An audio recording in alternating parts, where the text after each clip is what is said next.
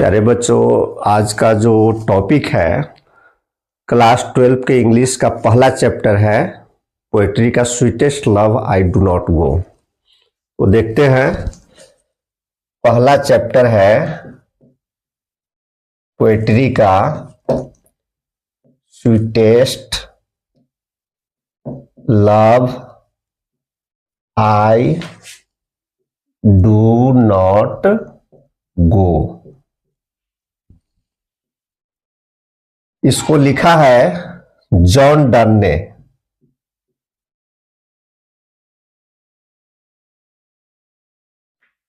John Donne.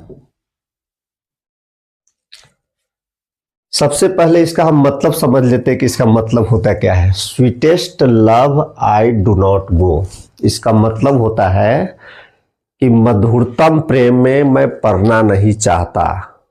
मधुरतम प्रेम में मैं पड़ना नहीं चाहता, क्योंकि ये स्वीट का सुपरलेटिव डिग्री है। स्वीट, स्वीटर, स्वीटेस्ट, इसको जॉन डन ने लिखा है। ये गो मॉडर्न स्पेलिंग है।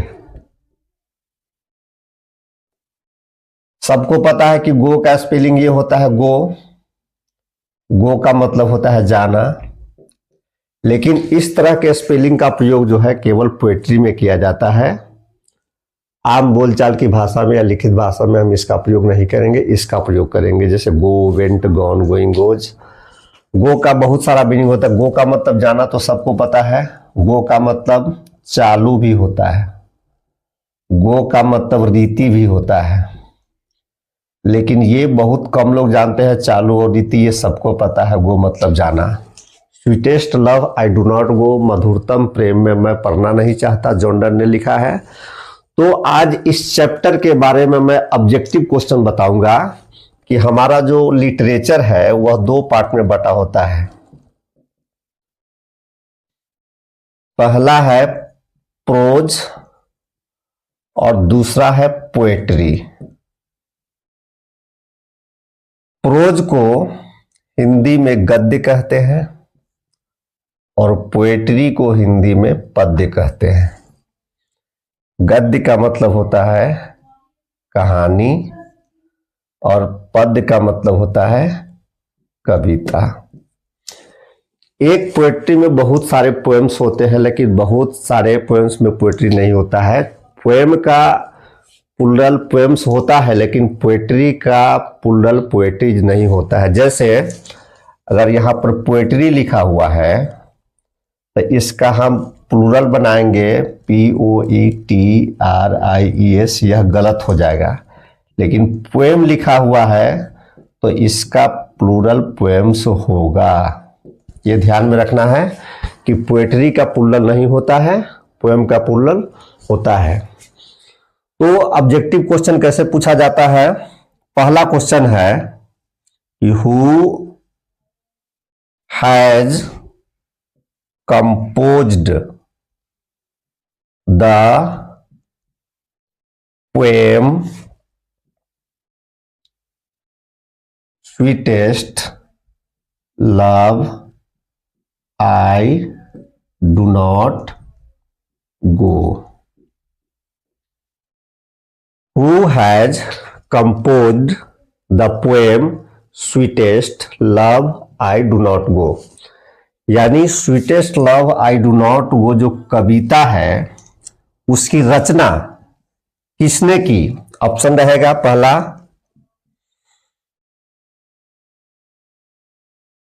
जॉन डन, दूसरा एंड्रयू मार्वेल, तीसरा जॉर्ज हर्बर्ट और चौथा none of these.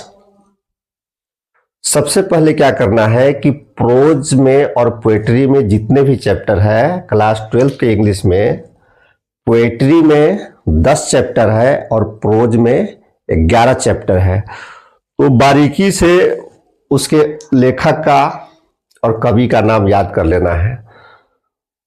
Who has composed the poem sweetest love I do not go. Sweetest love I do not गो की रचना किसने की?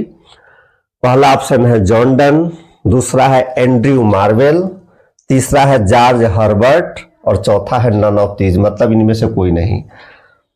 तो sweetest love I do not गो को लिखा है जॉन डन ने, ये इसका सही आंसर होगा। ये मेटाफिजिकल पोएट थे। Sweetest love I do not गो को किसने लिखा? जॉन डन ने। तो इस तरह से पहला क्वेश्चन कंप्लीट हो गया। अब दूसरा क्वेश्चन है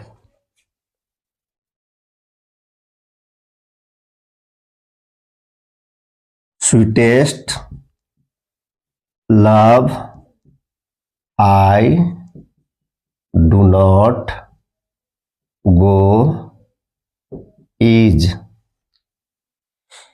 ऑप्शन नंबर 1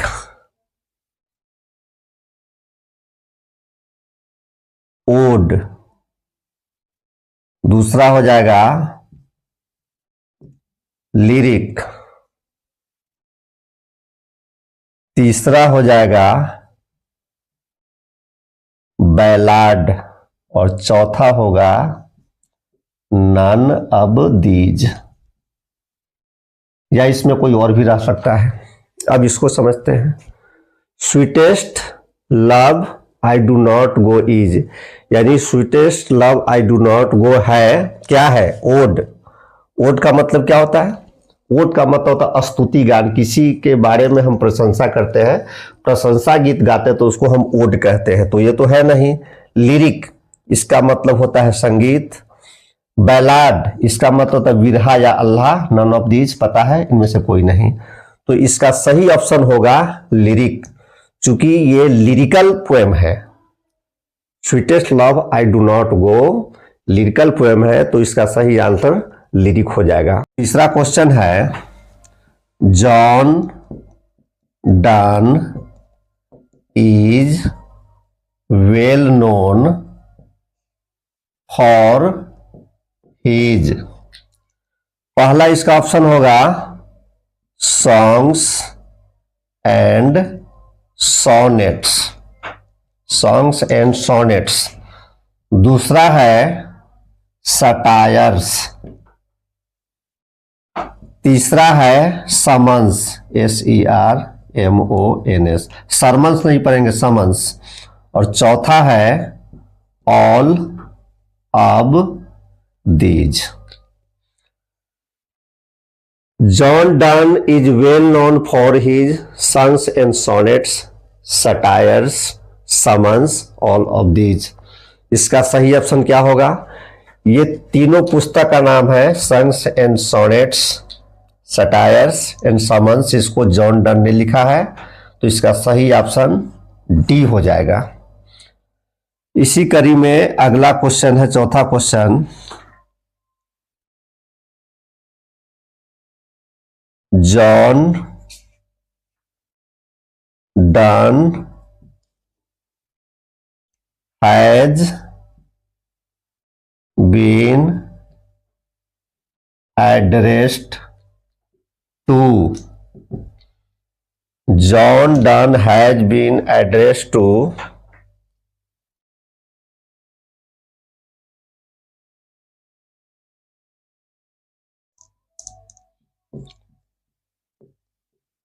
डांस सिस्टर।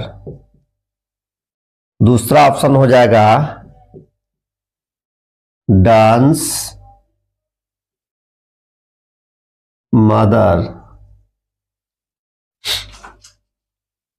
तीसरा ऑप्शन होगा डांस फ्रेंड। और चौथा ऑप्शन होगा Donne's wife. John Donne has been address to, यानी जॉन डन किसको एड्रेस करता है, तो इसका सही ऑप्शन होगा डांस वाइफ। इसका सही आंसर डांस वाइफ, क्योंकि अपने वाइफ के बारे में बता रहा है ये लवर का प्रयोग किया गया है जॉन डन के लिए, क्योंकि जॉन डन प्रेमी है, और बिलव्ड BELOVED इसका मतलब होता है प्रेमिका। यह उसकी वाइफ है। इस पूरे कविता में अपने वाइफ के बारे में चर्चा कर रहा है। लवर का प्रयोग जॉन डन के लिए हुआ और बिलव्ड का प्रयोग उसकी पत्नी प्रेमिका के लिए हुआ है। तो आज के वीडियो में इतना ही। धन्यवाद।